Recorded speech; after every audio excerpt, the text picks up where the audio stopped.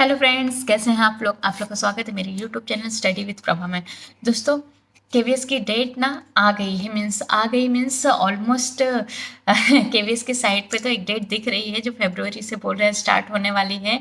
तो I don't know fix date है कि नहीं है, बट फिर भी अगर उन्होंने इंटीमेशन दे दिया है तो हमें अपना स्टडी का जो भी टाइम है इंक्रीज करना चाहिए, क्योंकि फ़रवरी मीन्स कुछ भी नहीं, हमारे पास बिल्कुल भी टाइम नहीं। और हम जैसे लोग, जैसे मैं हूँ, मुझे तो बिल्कुल भी, मेरे लिए तो मतलब टाइम निकालना मतलब बहुत ही इम्पॉसिबल हो जा रहा है, क्योंकि बच्चे को संभालना बहुत बड़ी मतलब वो सोने के बाद ही मैं पढ़ सकती हूँ। अगर वो जाग भी रहा है, कुछ कर रहा है, तभी भी मैं नहीं, क्योंकि मुझे उसके ऊपर अटेंशन देना रहता है कि वो क्या कर रहा है, क्या नहीं कर रहा है, कुछ गड़बड़ नहीं करते। तो इसलिए जब वो सो जाता है तभी मुझे टाइम मिलता है। और बहुत पढ़ना है, बहुत पढ़ना है, मतलब बहुत पढ़ना है। अभी तो रीजनिंग चालू करना है, हिंदी, इंग्लिश, ग्रामर, वो सारी चीज़। पेडागोजी का जैसा ऑलमोस्ट मतलब 50% मैंने बताया कि हो गया है, वो आपके साथ भी मैंने शेयर किया है। बस पेडागोजी हुआ है, बाकी तो कुछ भी नहीं हुआ है। और ये जो सिलेबस है हमारा 100 मार्क्स का, मैंने सोचा अभी इसके ऊपर एक बार नज़र ज़रूर डालनी है, क्योंकि इसको इग्नोर नहीं करना। 100 मार्क्स का अगर छोटी छोटी चीज़ें हम लोग, क्योंकि ऑलरेडी हमने पढ़ा है, जैसे मैंने पहले वीडियो में बताया कि मैंने पढ़ा था लेकिन मुझे कुछ याद नहीं है, तो अभी मुझे एक बार उसको पढ़ना है। तो मैं ऐसे पढ़ रही हूँ जो इम्पोर्टेंट लग रहा है। मैंने प्रीवियस ईयर का पेपर देखा, उसमें जो मुझे लग रहा है, उसके पहले 2-3 ईयर के पेपर मैंने देखे, तो जो जो क्वेश्चन, जिस टॉपिक से क्वेश्चन ज़्यादा आए हैं, मैं वही टॉपिक पढ़ूंगी। वो आपके साथ भी कर रही हूँ, और मैं डिटेल में नहीं बताऊंगी, बस टॉपिक कौन कौन सा है मैं वो बताने जा रही हूँ आपके साथ। और दूसरी बात, ये जो एनसीईआरटी की बुक है, मैंने ऑलरेडी अपलोड कर दिया है इसके पहले वाले वीडियो में। जिन्होंने नहीं देखा है जाके देख लें, अपलोड कर लें, क्योंकि बाद में ऐसा नहीं होना चाहिए कि हमारे पास बुक नहीं है। क्योंकि मुझे जो जो चीज़ें, जो जो मेरे पास मिलती जा रही है, डेटा मीन्स पढ़ने के लिए जो भी मटेरियल मुझे मिल रहा है, मैं आप लोग के साथ ज़रूर शेयर करती जा रही हूँ, क्योंकि मुझे पता है कि इतना टाइम नहीं होगा।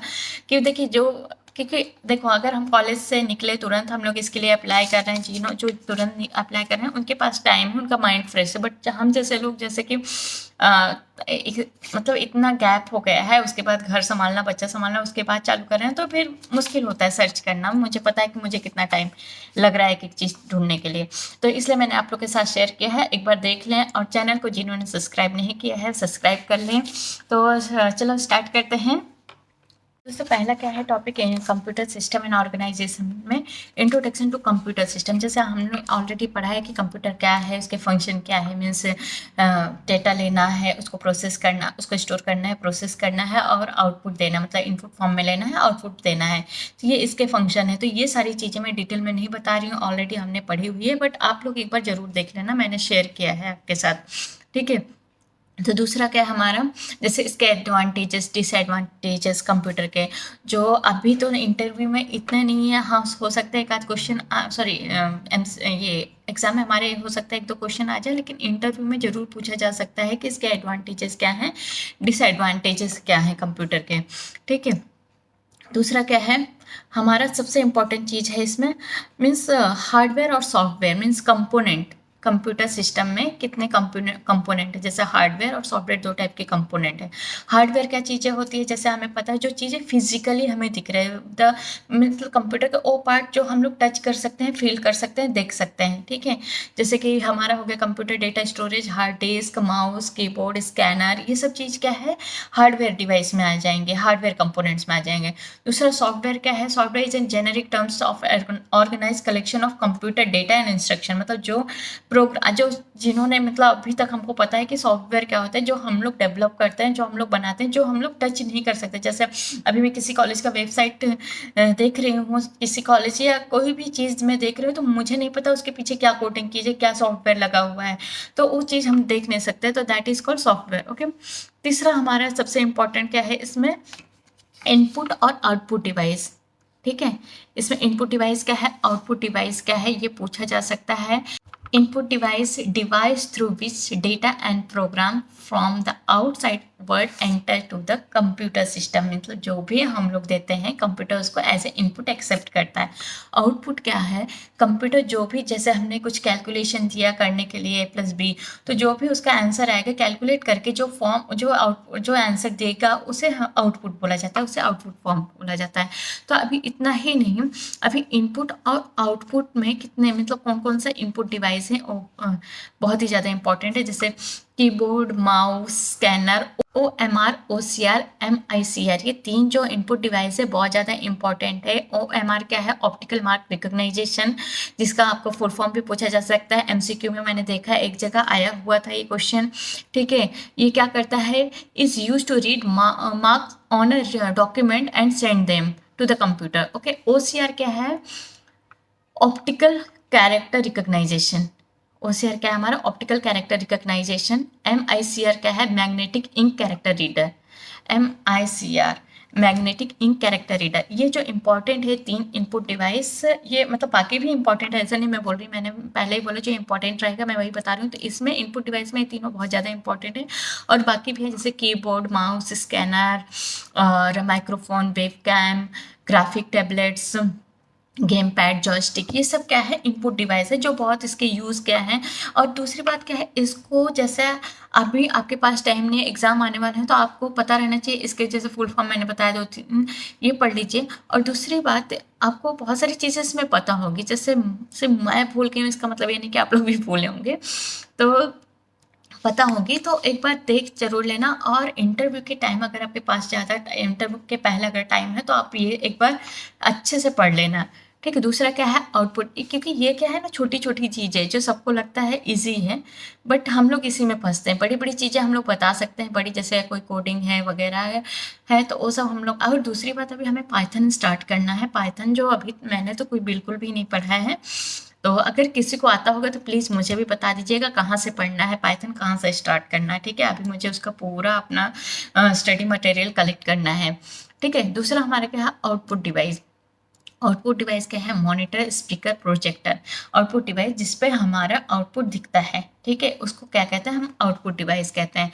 अभी इसमें एक और इम्पॉर्टेंट चीज़ है, कुछ ऐसे डिवाइस है जिसको इनपुट डिवाइस और आउटपुट डिवाइस दोनों भी बोला जा सकता है, जैसे कि यूएसबी ड्राइवर। यूएसबी ड्राइवर को इनपुट और आउटपुट डिवाइस दोनों भी बोला जाता है। कि फिर smile, modem, CD right drive and CD read and right drive जो है, टच स्क्रीन, हेडसेट, ये सब क्या है? इनपुट और आउटपुट डिवाइस दोनों है। दूसरा हमारा सबसे इम्पॉर्टेंट इसमें मुझे क्या लग रहा है? Memory unit. मेमोरी यूनिट क्या है? जैसे how much memory is required for a file, data, program etcetera is measured by a memory. मतलब जो भी डेटा हम लोग स्टोर कर रहे हैं उसके लिए कितनी मेमोरी रिक्वायर्ड होती है कंप्यूटर में, उसको मेजर करने के लिए जो यूनिट होती है उसे कहते हैं मेमोरी यूनिट, ठीक है। तो ये इंपॉर्टेंट लग रहा है क्योंकि इसमें bits, nibble, byte, octet, kilobyte, megabyte, gigabyte, terabyte, petabyte, exabyte, zettabyte, yottabyte, ये जो है इसकी यूनिट्स हैं। अब उसके स्टोरेज कितना है, जैसे कि अभी बिट्स के कितना है, आपको पता होगा बिट्स बाइनरी डिजिट होते हैं 0 and 1, और कंप्यूटर सिर्फ एक ही लैंग्वेज समझता है 0 और 1, बाइनरी डिजिट के लैंग्वेज समझता है। दूसरा क्या है? निबल। निबल कितने बिट का होता है, मतलब कितने बिट स्टोर कर सकते हैं, स्टोरेज उसका कितना रहता है? 4 बिट्स, ओके। बाइट और ऑक्टेट 8 बिट। किलोबाइट क्या होता है? किलोबाइट हमारा कितना स्टोर कर सकता है? 1024 बाइट्स। किलोबाइट कितना स्टोर कर सकता है? 1024 बाइट, ठीक है। मेगाबाइट कितना स्टोर कर सकता है? 1024 किलोबाइट, ठीक है। गीगाबाइट कितना स्टोर कर सकता है हमारा? 1024 मेगाबाइट, ठीक है। ये इंपॉर्टेंट है, ये आपको MCQ में भी आ सकता है। टेराबाइट कितना स्टोर कर सकता है? 1024 गीगाबाइट। तो आपको गीगाबाइट, मेगाबाइट, ये सारे आपको यूनिट्स ना पता रहने चाहिए कि कौन से किसके बाद कौन सी यूनिट आ रही है। अब पेटाबाइट कितना स्टोर कर सकता है? 1024 टेराबाइट। एक्साबाइट कितना स्टोर कर सकता है? 1024 टेराबाइट, सॉरी पेटाबाइट। और जेटाबाइट कितना स्टोर कर सकता है? 1024 एक्साबाइट। और योटाबाइट कितना स्टोर कर सकता है? 1024 जेटाबाइट। तो आपको इसमें क्या है इंपॉर्टेंट, ये यूनिट्स आपको पता रहनी चाहिए। यूनिट्स पता रहना मतलब यूनिट पे ऐसे नहीं कौन से यूनिट के बाद कौन सी आने चाहिए, जैसे हिंदी में है ना, इकाई, दहाई, सैकड़ा, हजारी, हमको पता है कि भाई किसके बाद क्या आना है। तो इसमें कंप्यूटर में भी जो यूनिट्स है ना उसको पता रहना है। Bit, nibble, byte, kilobyte, megabyte, gigabyte, terabyte, petabyte, exabyte, zettabyte, yottabyte, तो ये हमको पता रहेगा तो हम उसके स्टोरेज भी इजिली फाइंड कर सकते हैं, क्योंकि इसका इतना उसका डबल ऐसा हो जाता है, ठीक है। दोस्तों अभी बहुत सारी चीज़ें इसमें हैं जो इम्पोर्टेंट, इतनी इम्पोर्टेंट नहीं है, लेकिन फिर भी नंबर सिस्टम है। मैं नेक्स्ट वीडियो में आपको बता दूंगी कि नंबर सिस्टम में इम्पोर्टेंट, क्योंकि अभी मैंने इसका देखा नहीं, एमसीक्यू पेपर में इसके क्वेश्चन देखे नहीं है। अगर आए होंगे तो मैं इसको भी बताऊंगी आपको इसमें इम्पोर्टेंट क्या क्या है। तो इनकोडिंग स्कीम्स क्या है, as ASCII, ISCII and Unicode, ये सब हमने पढ़ा हुआ है। ठीक है, तो वीडियो यहीं पर एंड करते हैं। अगर आपको अच्छा लगा तो प्लीज़ उसे लाइक शेयर सब्सक्राइब जरूर कीजिएगा। और हाँ, एग्ज़ाम बहुत ही पास में है, तो उसको मतलब वो डेट को इग्नोर ना करें। ठीक है, एक्सटेंड हो जाएगा तो हमारे लिए बहुत अच्छा है, क्योंकि हमें और टाइम मिल सकता है। लेकिन अभी जो है उसके हिसाब से ना अपना टाइम बढ़ा दीजिए जितना। देखो कैसा ना, होना ना होना, मैंने पहले भी बोला, होना ना होना बात की बात है, लेकिन हम लोग एफर्ट ना दें तो फिर तो बेकार है।